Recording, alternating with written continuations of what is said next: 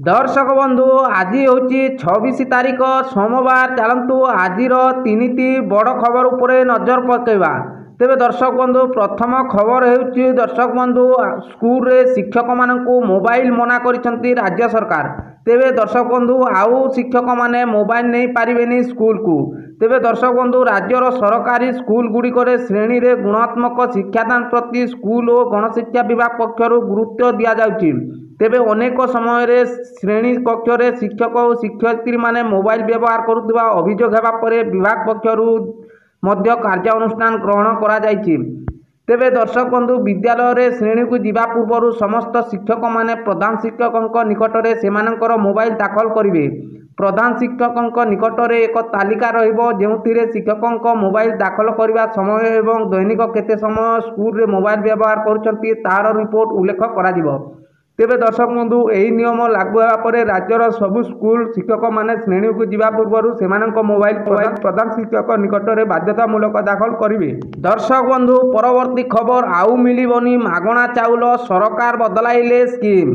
तेबे दर्शक बंधु राशन कार्ड रे मागणार मिलिबो आउ 9टी जिनिस सरकार बदलाई देले स्कीम। भारत सरकार देशर जनता पई अनेक योजना करुछंती। एति मध्यरु सरकार विभिन्न प्रकारर लोकंक पई विभिन्न योजना आनिछंती। तेबे दर्शक बंधु एही योजना गुड़िक मध्यरु अधिकांश गरीब एवं अभावी लोकंक पई रहिछि। केंद्र सरकार गरीब लोकंको मागणा रेशन जोगाउछंती। तेबे दर्शक बंधु मागणा रेशन योजना अधीन रे सरकार समस्त रेशन कार्डधारी को रेशन प्रदान करुछंती। तेबे दर्शक बंधु वर्तमान एतिरे एक बड़ परिवर्तन होइछि बोली कुआ जाउछि। पूर्वरु सरकार रेशन कार्डधारी मानकु मागणा चाउल देउथिले, किंतु वर्तमान सरकार नूतन निष्पत्ति अनुसार मागणा रेशन आउ उपलब्ध हेबो नाही बोली सुना जाउछि। बरम मागणा चाउल बदल में सरकार वर्तमान 9टी जरूरी जिनिस जोगाई देबे बोली कुआ जाउछि। तेबे दर्शक बंधु भारत सरकार को मागणा रेशन योजना अनुसार देशर 90 कोटी लोकंकु को मागणा रेशन दिया जाउछि। आगरू जो मागणा जिनिस मिलिबो सेही जिनिस गुड़िक मध्य रही गहम, डाली, चना, चीनी, लुण, सोरिष तेल, अटा, सोयाबीन एवं मसला। तेबे दर्शक बंधु जनता स्वास्थ्य रे उन्नति आनिबा एवं सेमानक खाद्य रे पुष्टिकर स्तर वृद्धि करने को सरकार यही निष्पत्ति नैथिबा आलोचना हेउछि। या मध्य लोकंक जीवन शैली रे उन्नति आनिबो बोली कुआ जाउछि। तेबे दर्शक बंधु परवर्ती खबर आरंभ हैला लक्षपति दीदी योजना। दर्शक बंधु आज महाराष्ट्र लक्षपति योजनार शुभारंभ करिसेंती प्रधानमंत्री नरेंद्र मोदी।